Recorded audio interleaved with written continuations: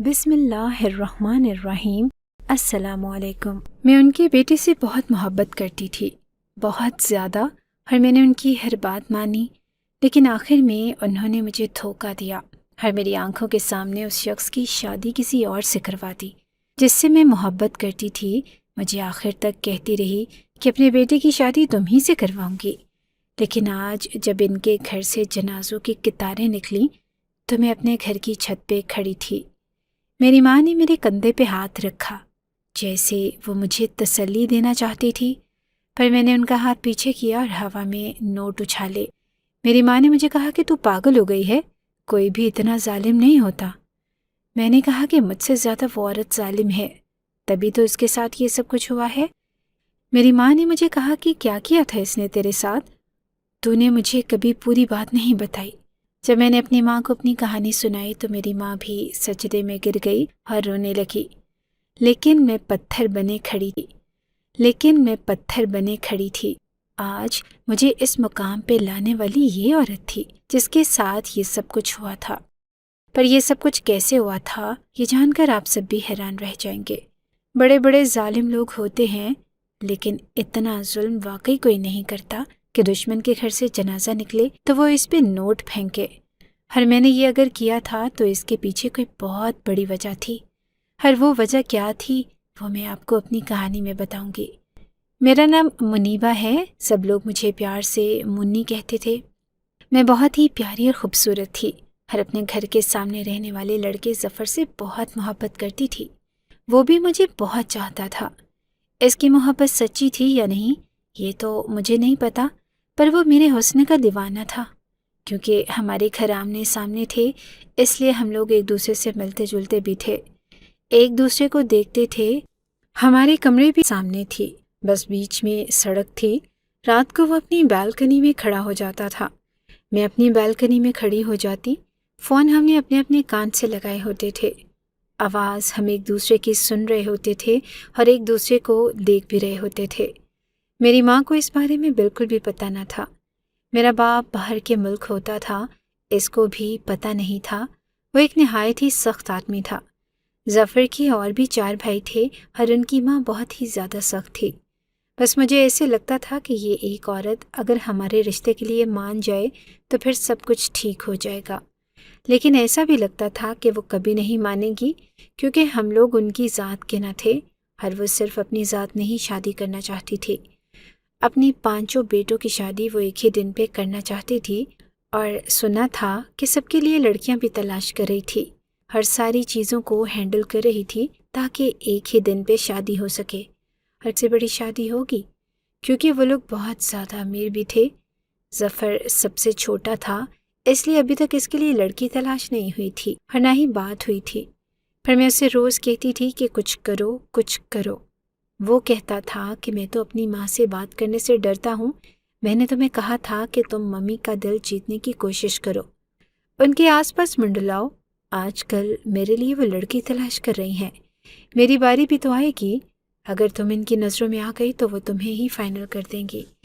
اس کے کہنے پہ میں نے بہت کچھ کیا بھی تھا، کھانے بنا کے لے کے جاتی تھی، تیار ہو کے جاتی تھی، ان کے گھر میں جا کے پاگلوں کی طرح محنت کرتی تھی، کام کرتی تھی۔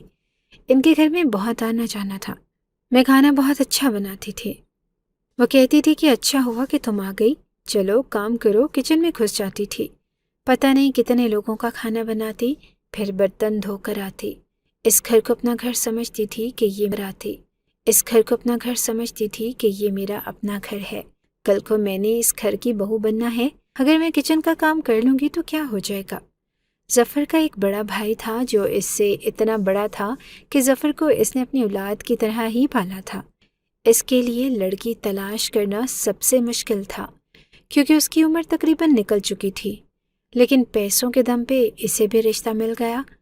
وہ مجھے کہتا تھا کہ دیکھو تم بہت اچھی لڑکی ہو، لیکن تم وقت برباد کر رہی ہو، میری ماں کبھی تمہاری شادی ظفر سے نہیں کروائے گی۔ میں ان کو کہتی تھی کہ بڑے بھیا آپ میرا ساتھ دینا۔ وہ کہتا تھا کہ ہماری ماں کسی کی نہیں سنتی ہے، تم بھی اپنا وقت برباد کر رہی ہو، اگر تم ظفر کی زندگی میں آ جاؤ تو میں سمجھتا ہوں کہ ظفر اس دنیا کا سب سے خوش قسمت لڑکا ہوگا، لیکن مجھے نہیں لگتا کہ ہماری ماں ایسا کرے گی، کیونکہ وہ ذات پات کے چکر میں بہت زیادہ پڑتی ہے، اور تم لوگ ہماری ذات کے نہیں ہو، تبھی تو جب تم یہاں آئی ہو تو وہ تمہیں نوکر کی طرح کچن میں دھکا دے دیتی ہے، تم سے سارے گھر کے کام کرواتی ہے، برتن دھلواتی ہے، اور پھر تمہیں شکریہ بھی ادا نہیں کرتی۔ سوچو، جو بھی سے تمہارے ساتھ یہ سب کچھ کر رہی ہے وہ کل کو تمہارے ساتھ کیا کرے گی؟ یہ لوگ کاروبار بھی کرتے تھے اور ان کا کاروبار آنٹی ہی سنبھالتی تھی۔ آنٹی کا نام مریم تھا۔ ان کے گھر میں بڑے بڑے لوگ آتے تھے، ڈیلیں ہوتی تھی۔ کچھ لوگ ایسے تھے جن کو بہت زیادہ خوش کرنا پڑتا تھا، یعنی ان کو بہت زیادہ تحفے دینے پڑتے تھے، اچھے اچھے کھانے کھلانے پڑتے تھے، تب وہ کہیں جا کر تھوڑا تعلق بناتے تھے، بھروسہ ہوتا تھا، تو پھر وہ ان کے کاروبار میں پیسے لگاتے تھے۔ یہ سب کچھ ایسے ہی ہوتا ہے، کچھ لوگ اپنی بیویاں دکھا کے بھروسہ جیتتے ہیں تو کچھ لوگ اپنی بیٹیاں، اپنے گھر، اپنی گاڑیاں دکھا کے، آنٹی بھی اپنے بیٹے، اپنا گھر، اپنی گاڑیاں دکھا کے لوگوں کا میں انویسٹ کریں، کیونکہ ان کا کام انویسٹر سے ہی چلتا تھا۔ اگر انویسٹر نہیں ہوتے تو ان کا کاروبار ٹھیک سے نہیں چلتا۔ ایک دن میں بہت تنگ آ گئی اور میں نے کہا کہ آنٹی، آپ میرے بارے میں کیوں نہیں سوچتی؟ میں آپ کی بیٹی سے بہت محبت کرتی ہوں۔ میں نے ان کو سب کچھ بتا دیا تو وہ حیران رہ گئی۔ مجھے لگا تھا کہ شاید اس سے بھی زیادہ حیران ہوں گی، شاید مجھے گھر سے نکال دیں گی۔ انہوں نے کہا کہ اچھا، کیا ظفر بھی تم سے محبت کرتا ہے؟ میں نے کہا کہ ہاں، وہ بھی مجھ سے بہت محبت کرتا ہے، لیکن وہ آپ سے اتنا ڈرتا ہے کہ وہ بات ہی نہیں کر پاتا۔ انہوں نے کہا کہ ارے، اس میں اتنا ڈرنے کی بھی کیا ضرورت تھی؟ اگر بات کر لیتا تو کچھ برا نہیں تھا، میں تمہارے ساتھ ظفر کی شادی کروا دوں۔ جب میں نے یہ بات سنی تو میں حیران رہ گئی۔ میں نے کہا کہ واقعی آپ میری شادی ظفر سے کروا دیں گی؟ میں اتنی خوش ہو گئی کہ جیسے مجھے ساری دنیا مل گئی، کہ آنسو آ گئے، اور مجھے ایسے کیوں لگا کہ جیسے وہ میرے آنسو کو دیکھ کے کچھ سوچ رہی تھی۔ وہ بہت ہی کاروباری قسم کی عورت تھی، بزنس مائنڈرز وومن تھی۔ ان کا دماغ ہمیشہ بزنس اور فائدے کے حوالے سے چلتا تھا۔ ان کے گھر کے کوئی پاس سے بھی گزر جاتا تو وہ اس سے بھی فائدہ نکال لیتی تھی۔ میں جاتی تھی تو میرے ساتھ بھی یہی ہوتا تھا۔ جب میں واپس آتی تھی تو میں اتنی تھک جاتی تھی کہ میری طبیعت بھی خراب ہو جاتی۔ میری ماں کہتی تھی کہ تو کیوں اس گلی کے چکر کاٹ رہی ہے، تجھے اس گلی سے کچھ نہیں ملنا، تو میں غصہ ہو جاتی اور میں کہتی تھی کہ امی، آپ ایسی بات نہیں کریں، میں ظفر سے بہت پیار کرتی ہوں۔ اگر اس کی ماں خوش ہو گئی تو وہ اس کے ساتھ میری شادی کرا دے گی، اور اس گھر کی بہویں کام نہیں کریں گی، پھر میں نے ساری زندگی آرام ہی تو کرنا ہے، بس آپ میرے لیے دعا کریں۔ میری ماں کہتی تھی کہ پگلی، میری ساری دعائیں تیرے لیے ہی تو ہیں، لیکن یہ عورت مجھے بہت ہی زیادہ چگلی، میری ساری دعائیں تیرے لیے ہی تو ہیں، لیکن یہ عورت مجھے بہت ہی زیادہ چلاک لگتی ہے، اگر یہ تیری ساس بن گئی تو تیرا جینا حرام کر دے گی۔ میں نے کہا کہ ساس تو کسی کی بھی اچھی نہیں ہوتی، مجھے میرا پسندیدہ مرد مل جائے گا تو سب کچھ ٹھیک ہو جائے گا۔ میری آنکھوں پہ محبت کی پٹی بندھی تھی، اور ایسی پٹی کہ مجھے محبت کے علاوہ کچھ دکھائی ہی نہیں دیتا تھا۔ میں ظفر کے لیے پاگل تھی۔ جب آپ کسی سے محبت کرتے ہیں تو یہ کوئی اتنی بڑی بات نہیں ہے، محبت آپ کو کسی سے بھی ہو سکتی ہے، لیکن جب آپ کو یہ پتہ چل جاتا ہے کہ وہ شخص بھی آپ سے ویسی ہی محبت کرتا ہے، وہ بھی آپ کے لیے اتنا ہی پاگل ہے اور آپ کے لیے کچھ بھی کرنے کو تیار ہے، تو پھر آپ اس کو ہاتھ سے کیسے جانے دے سکتے ہیں؟ پھر آپ یہی چاہتے ہیں کہ بس آپ کی شادی اسی سے ہو جائے، یا کسی طرح آپ اس کی زندگی کا حصہ بن جائیں، کیونکہ وہ کہتے ہیں نا کہ جب آگ دونوں طرف لگی ہو تو پھر جلنے کے علاوہ کوئی چارہ نہیں رہ جاتا، اور میں جلنے کو تیار تھی۔ اس نے کہا کہ ہاں، میں تمہاری شادی کروا دوں گی، تم اچھی لڑکی ہو، خوبصورت ہو، جوان ہو، دیکھو تو خود کو کتنی دبلی پتلی ہو، تم جیسا بننے کے لیے تو ماڈلز پتہ نہیں کیا کیا کرتی ہیں، اتنا پرکشش سراپا ہے تمہارا، شاید یہی سب دیکھ دیکھ کے میرا بیٹا بھی تمہارا دیوانہ ہوا ہے۔ میں نے کہا کہ نہیں آنٹی، ایسی بات نہیں ہے، آپ نے اپنے بیٹے کی بہت اچھی تربیت کی ہے، وہ بہت اچھا انسان ہے، اس نے تو کبھی میرا ہاتھ تک نہیں پکڑا، بس دور دور سے ہی دیکھتا ہے مجھے، بہت سچی محبت ہے ہماری، بہت ہی پاک رشتہ ہے۔ پہلے تو ہم بات بھی نہیں کرتے تھے، پر محبت ہے نا، آہستہ آہستہ اپنا رنگ دکھانے لگتی ہے۔ ہم صرف باتیں کرتے ہیں، بس پیار محبت کی باتیں اور کچھ بھی نہیں، کبھی کچھ نہیں کیا ہم نے۔ ہم ملتے بھی ہیں تو دور دور سے بات کرتے ہیں، ساتھ لگ کے چلتے بھی نہیں ہیں۔ وہ اس بات پہ ہنسنے لگی اور کہنے لگی، باتیں تو بات کی ہیں، شادی تو میں تمہاری کروا دوں گی، لیکن مجھے کیا ملے گا؟ میں نے کہا کہ کیا مطلب؟ آپ کیا چاہتی ہیں؟ ہم تو آپ کو جہیز نہیں دے سکتے، ہمارے پاس تو کچھ بھی نہیں ہے۔ ہاں، میری ماں نے میرے لیے کچھ زیورات رکھے ہیں جو شاید وہ مجھے دے دیں۔ ابھی میں اپنی بات آدھی ہی کر پائی تھی کہ آنٹی کہنے لگی کہ مجھے تمہارے زیورات سے کوئی مطلب نہیں ہے، میں تو اپنی ہر بہو کو 20-20 تولے سونا دینے کا وعدہ کیا ہوا ہے، تمہیں بھی دے دوں گی، اور تمہارا جہیز ہم اس گھر میں کہاں رکھیں گے؟ اس گھر میں تو ہر چیز باہر کے ملک کی ہے، مجھے تم سے اس طرح کی کوئی چیز نہیں چاہیے، بلکہ ایک مدد چاہیے۔ کیا تم میری مدد کرو گی؟ میں نے کہا کہ جی، میں تو آپ کی مدد ضرور کروں گی، مجھے تو آپ کی مدد کر کے خوشی ہوگی، مجھے بہت اچھا لگے گا اگر میں آپ کے کام آ سکوں۔ تو وہ کہنے لگی کہ ٹھیک ہے، پھر میں تمہیں ایک کام بتاتی ہوں، اس کام سے میرا بہت بڑا فائدہ ہے، ذرا میرے قریب آؤ، کہیں کوئی سن نہ لے، دیواروں کے بھی کان ہوتے ہیں۔ میں نے کہا کہ جی، میں بہت خوش ہو گئی، یہ سوچنے لگی کہ چلو ان کی مدد کروں گی تو سب کچھ ٹھیک ہو جائے گا، میں ان کا دل جیت لوں گی اور یہ اپنے بیٹے سے میری شادی کروا دیں گی۔ مجھے ایسے لگ رہا تھا کہ سب کچھ آسان ہو گیا ہے، میں تو بہت خوش ہو گئی اور پوری طرح سے ڈیڈیکیٹڈ ہو گئی کہ بس جو کہیں گی میں کر لوں گی، اگر کہیں گی ایک ٹانگ پہ کھڑی ہو جائے تو میں ٹانگ پہ کھڑی ہو جاؤں گی۔ لیکن انہوں نے جب میرے کان میں وہ بات بتائی تو میں حیران رہ گئی۔ میں نے کہا کہ آنٹی آپ یہ کیا کہہ رہی ہیں؟ میں ایسے کیسے کر سکتی ہوں؟ اگر میں نے یہ سب کچھ کیا تو پھر میں آپ کے بیٹے کے کس کام کی؟ وہ کہنے لگی کہ یہ سب تو تمہیں کرنا ہی پڑے گا، کیونکہ اس میں ہم سب کا بہت بڑا فائدہ ہے۔ اگر میں ایک نیچ ذات کی لڑکی کو اپنے گھر کی بہو بناؤں گی تو کیا بدلے میں مجھے کوئی فائدہ بھی نہ ملے؟ دیکھو، سچ تو سچ ہے، تم لوگ نیچ ذات سے تعلق رکھتے ہو، تمہارے آباؤ اجداد لوگوں کے گھروں میں جا کے گانے بجانے اور ناچنے یا ڈھولکی پیٹنے کا کام کرتے تھے، یہ تو سب کو پتہ ہے، پورے محلے کو پتہ ہے۔ ہاں، تمہارا حسن بہت خوبصورت ہے، اسی کا تھوڑا سا حصہ استعمال کرنے کی بات کر رہی ہوں۔ میں نے کہا کہ اور آپ کا بیٹا، کہ اس کو اس بات سے کوئی مسئلہ نہیں ہوگا؟ وہ کہنے لگی کہ تم اس کو جا کے پوچھ لو، اس سے اجازت مانگ لو، مجھے لگتا ہے کہ وہ بھی تمہیں کہے گا کہ جو آنٹی کہہ رہی ہیں وہ کر لو۔ میں نے کہا کہ وہ کیسے کہہ سکتا ہے، محبت میں کوئی کسی کو شریک نہیں کرتا۔ وہ کہنے لگی کہ محبت نہیں کرنی ہے تمہیں۔ انہوں نے جو مجھے بات بتائی، مجھے ایسے لگا کہ سیسا گرم کر کے میرے کان میں ڈال دیا ہو، کہ ان کی یہ بات بہت ہی عجیب تھی۔ میں نے کہا کہ اگر ظفر اجازت دیتا ہے تو وہ کہنے لگی کہ جاؤ، جا کر ظفر سے پوچھ لو۔ میں ظفر کے پاس چلی گئی اور اس کے بعد میری زندگی میں جو 2 دن گزرے وہ میرے لیے بہت ہی برے تھے۔ میرے ساتھ کیا ہوا وہ میں آپ لوگوں کو ضرور بتاؤں گی، لیکن جب میں گھر آئی تو میری حالت بہت بری تھی۔ میری ماں مجھے ہسپتال لے گئی، ہسپتال والوں نے میری ماں کو جو کہانی سنائی، اس کے قدموں کے نیچے سے تو زمین نکل گئی۔ وہ کہنے لگی کہ تو کب اس مقام پہ پہنچ گئی، میں تو تجھے اپنی اچھی بیٹی سمجھتی تھی، تو نے ثابت کر دیا نا کہ جو نیچ ذات کے لوگ ہوتے ہیں وہ حرکتیں بھی نیچ کرتے ہیں، تو نے تو ہماری ذات کو اور بھی زیادہ بدنام کر دیا۔ میں ذات پات یقین نہیں رکھتی، انسان کو اچھا ہونا چاہیے، اس بات سے کوئی فرق نہیں پڑتا کہ وہ ملک ہے یا عوان ہے، اگر وہ برا انسان ہے تو وہ برا انسان ہے، اور تو نے بھی برا انسان بن کے یہ ثابت کر دیا۔ کیوں کیا تو نے یہ سب کچھ؟ میں نے کہا کہ محبت کے لیے کیا ہے، ہر محبت ملے گی مجھے، آپ میری شادی کی تیاریاں کریں۔ میری ماں کا کہنا تھا کہ نہ تو وہ عورت میرے پاس آئی ہے، نہ اس نے رشتے کی بات کی، تیری شادی کی تیاریاں کروں۔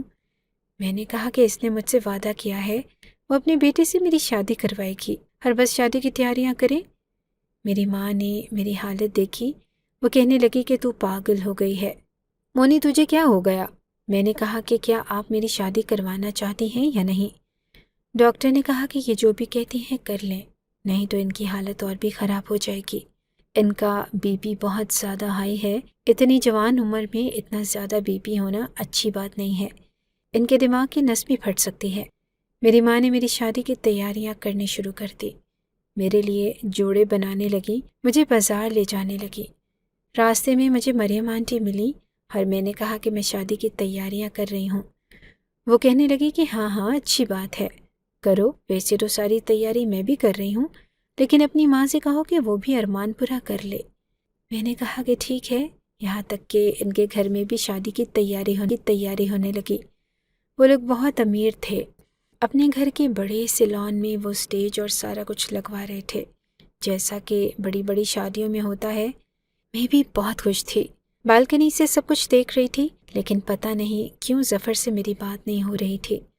وہ میرے میسج کا جواب نہیں دے رہا تھا، مجھے کہیں بھی دکھائی نہیں دے رہا تھا۔ اس نے بس اتنا ہی میسج کیا کہ میں مصروف ہوں، بعد میں بات کروں گا۔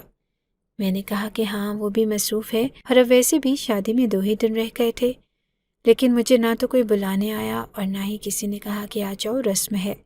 اور ان کے گھر میں مہندی کی رسمیں ہونے لگیں، ڈانس پارٹیاں ہونے لگیں، مائیوں ہونے لگا۔ میں بالکنی سے کھڑی ہو کے دیکھتی رہتی تھی۔ میری ماں مجھے کہتی تھی کہ واپس آ جا، کیا دیکھ رہی ہے، تجھے بلانے نہیں آئے۔ اس نے اپنے 5 بیٹوں کی شادی ایک ساتھ کرنے کی قسم کھائی تھی۔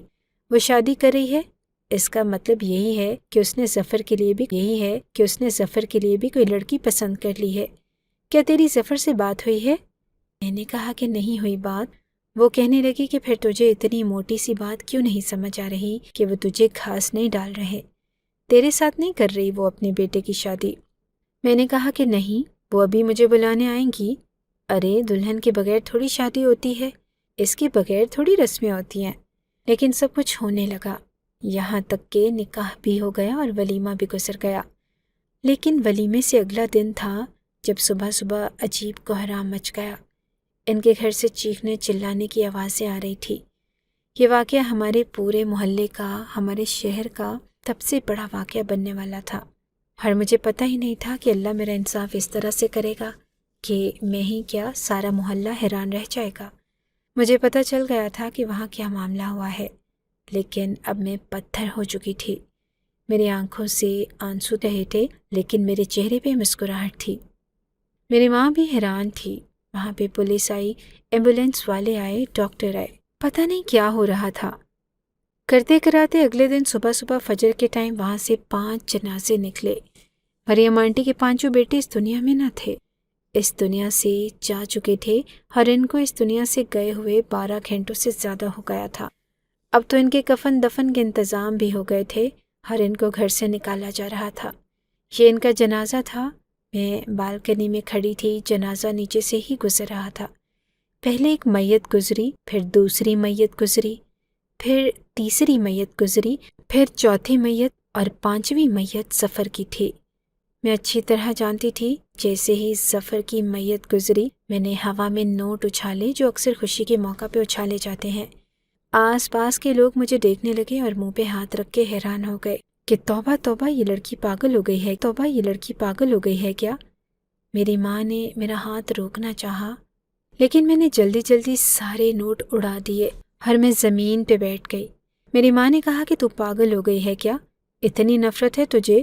ایک تو ان کے ساتھ اتنا بڑا حادثہ ہو گیا اور تیری نفرت نہیں ختم ہو رہی۔ میں نے کہا کہ میری نفرت کبھی نہیں ختم ہوگی، اس عورت نے مجھے کہیں کا نہیں چھوڑا، اس لیے اس کو سزا ملی ہے۔ میری ماں نے کہا کہ کیا مطلب؟ مجھے تو لگا کہ تیرے ساتھ کوئی حادثہ ہوا ہے، لیکن اس میں اس عورت کا کیا کام ہے؟ اپنی ماں کو روتے روتے وہ بات بتائی جو سن کر وہ حیران رہ گئی اور سجدے میں گر کے رونے لگ گئی، کیونکہ جب میں نے مریم آنٹی کو یہ بتا دیا تھا کہ میں ان کے بیٹے سے شادی کرنا چاہتی ہوں، تو انہوں نے کہا تھا کہ بہت بڑی پارٹی ہے جو ہمارے بزنس میں اگر انویسٹ کرے تو ہمیں اتنا زیادہ فائدہ ہوگا کہ ہماری آنے والی نسلیں بیٹھ کر کھائیں گی۔ لیکن جس آدمی نے انویسٹ کرنا ہے وہ بڑا ہی عجیب دماغ کا ہے، اس کی صرف ایک ہی بات پسند ہے، اگر تم اس کو کسی طرح خوش کر دو تو وہ ہمارے ساتھ یہ ڈیل کرنے کے لیے تیار ہو جائے گا۔ جب انہوں نے مجھے یہ بات بتائی تو میں حیران رہ گئی۔ میں نے کہا کہ میں آپ کے بیٹے کی بیوی بننا چاہتی ہوں، آپ کے گھر کی عزت بننا چاہتی ہوں، اور آپ پہلے ہی میری عزت نیلام کروانا چاہتی ہیں۔ وہ تو کہنے لگیں کہ اس میں عزت کی نیلامی کیسی؟ جب میرا شوہر زندہ تھا تو وہ بھی مجھے اپنے ساتھ پارٹیز میں لے جاتا تھا، میں بھی بہت حسین ہوں اور خوبصورت تھی، مجھے کہتا تھا کہ کالی ساڑی پہن کر جاؤ جس میں تمہارا سراپا اور بھی زیادہ خوبصورت لگے، اور میں جاتی تھی۔ میں نے کبھی کسی کے ساتھ حد پار نہیں کی، لیکن میرے حسن کو کیش کروا کے اس نے بہت سی ڈیلیں کی۔ آج کل تو یہ ہر جگہ ہو رہا ہے، तुम्हें जो मैं करने को کہہ رہی ہوں وہ شاید آخری کام ہے، لیکن تم بھی تو اتنا بڑا مقام مانگ رہی ہو۔ ایک میراثی کی بیٹی ہو کر، ایک ڈوم کی بیٹی ہو کر تم کاظمی خاندان کی بہو بننا چاہتی ہو، وہ بھی میرے سب سے بہو بننا چاہتی ہو، وہ بھی میرے سب سے چھوٹے اور لاڈلی بیٹے کی۔ تمہیں پتہ ہے نا کہ چھوٹا بیٹا ماں کو کتنا زیادہ لاڈلا ہوتا ہے۔ تمہیں اس گھر میں کیا نہیں ملے گا؟ پیسہ، دولت، گاڑی، زیور، سونا، اچھا کھانا پینا، تمہارے بچوں کا اچھا مستقبل۔ ورنہ تمہیں کیا لگتا ہے تمہارا تو کسی نارمل سے گھر میں بھی رشتہ نہیں ہوگا، کیونکہ تمہاری ذات جو ہے نا وہ کبھی نہیں چھپے گی، اور ہم لوگ خاندانی سید ہیں۔ پھر بھی میں تمہیں اپنے خاندان میں شامل کروں گی تو کیا مجھے اس کے بدلے میں کچھ نہیں ملنا چاہیے؟ کیوں ختم ہو گئی تمہاری محبت؟ ابھی تو کہہ رہی تھی کہ ظفر سے بہت محبت کرتی ہے، اس کے لیے کچھ بھی کر سکتی ہو، میرے لیے کچھ بھی کر سکتی ہو، اور اب بس دم توڑ گئی۔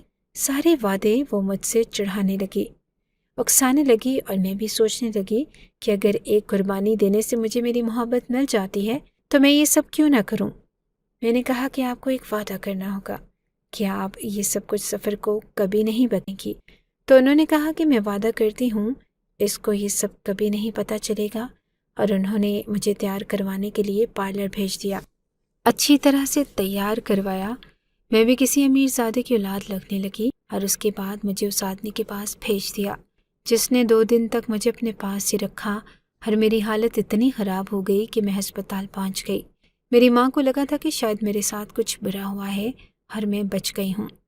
میں نے اپنے آپ کو کسی طرح بچا لیا، لیکن ان کو کیا پتا تھا کہ میں اپنی مرضی سے وہاں پر گئی تھی۔ اس عورت نے مجھے استعمال کیا تھا، اور شاید اسے اس کی سزا ملی تھی، اور پولیس ہمارے گھر بھی آنے والی تھی کیونکہ ہم سامنے رہتے تھے۔ میں نے ان کے گھر میں آگ نہیں لگائی تھی۔ ظفر نے بھی مجھ سے جھوٹ بولا، وہ آخر تک سب کچھ جانتا تھا۔ اس کی ماں بھی کہتی رہی کہ شادی کی تیاریاں، اور پھر عین وقت پہ مجھے کسی استعمال کیے ہوئے ٹشو کی طرح ایک طرف پھینک دیا، اور اپنے سے امیر آدمی کی بیٹی کا رشتہ لے لیا۔ وہ لڑکی مجھ سے زیادہ خوبصورت نہ تھی، لیکن وہ بھی اعلیٰ نسل سے تعلق رکھتی تھی۔ میرے ساتھ بہت بڑا دھوکہ ہوا تھا، مجھ سے میری عزت بھی چھین لی گئی، میرا اعتبار بھی توڑا گیا، میرے بھروسے کا خون کیا گیا، اور مجھے میری محبت بھی نہ ملی۔ اس سے زیادہ برا ایک جوان اور خوبصورت لڑکی کے ساتھ اور کیا ہو سکتا ہے جو بیچاری محبت اور بھروسے کے ہاتھوں ماری گئی۔ لیکن ان لوگوں کو اتنی بڑی سزا کیسے ملی، یہ پولیس کی تفتیش کے بعد ہی پتہ چلا تھا۔ پتہ چلا کہ جس انسان نے ان کے ساتھ انویسٹمنٹ کرنی تھی، اس نے تو انویسٹمنٹ کر لی، لیکن اس کا کوئی دشمن تھا جو نہیں چاہتا تھا کہ یہ ان کے ساتھ کام کرے، اور وہ ان کا بھی دشمن تھا، یعنی وہ ان دونوں کا مشترکہ دشمن تھا، اور اس نے اپنی دشمنی نکالی ولیمے کی دعوت میں آ کے چپکے سے 5 بھائیوں کو ایک ساتھ زہر دے دیا۔ برا ہوا ان لڑکیوں کے ساتھ جن کی ابھی ابھی شادی ہوئی تھی۔ برا ہوا شاید مریم کے ساتھ بھی، جو ایک ساتھ ہی اپنی جوان جہان اولاد کے جنازے دیکھ رہی تھی، لیکن وہ اس دنیا سے نہیں گئی، وہ ابھی بھی زندہ ہے، ابھی بھی سانسیں چل رہی ہیں۔ پر میرے ساتھ جو برا ہوا وہ کسی کے ساتھ نہیں ہونا چاہیے۔ میں ایک برے خواب سے گزری کچھ اچھے خوابوں کو حاصل کرنے کے لیے، پر مجھے کچھ نہیں ملا۔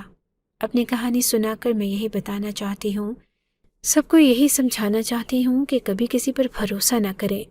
وہ محبت جس کی بھیک مانگنی پڑے، اگر مل بھی جائے تو محبت نہیں رہتی، وہ پھر بھیک ہی بن جاتی ہے، اور بھیک سے کسی کا گزارا نہیں ہوتا۔ اگر بھیک سے گزارا ہوتا تو لوگ ایک دفعہ مانگ کے چپ ہو جاتے، لیکن بھکاری تو ساری زندگی مانگتا رہتا ہے۔ اس لیے میں نے ان کے جنازے پر نوٹ اڑائے تھے، کیونکہ ان کے مرنے کی سب سے زیادہ خوشی مجھے ہی ہوئی تھی، کیونکہ وہ میرا انصاف تھا جو گلیوں سے گزرتا ہوا وہاں سے گیا تھا۔ اس کے بعد ہم نے وہ علاقہ چھوڑ دیا اور ہم دوسرے محلے میں آ گئے، اور میں نے ابھی تک کسی سے شادی نہیں کی ہے۔ میں اپنے آپ کو کسی کے قابل نہیں سمجھتی۔ اگر شادی کروں گی تو اسے اپنی حقیقت بتا کے کروں گی، اگر اس کے بعد بھی وہ مجھے قبول کرتا ہے تو ٹھیک ہے، نہیں۔ اگر آپ کو ہماری یہ کہانی اچھی لگی ہے تو ہماری کہانی کو لائک کیجیے، اور اس طرح کی مزید کہانیاں سننے کے لیے ہمارے چینل کو سبسکرائب کیجیے۔ کہانی سننے کا شکریہ۔ آپ سے ملاقات ہوگی اگلی ویڈیو میں، تب تک کے لیے اللہ حافظ۔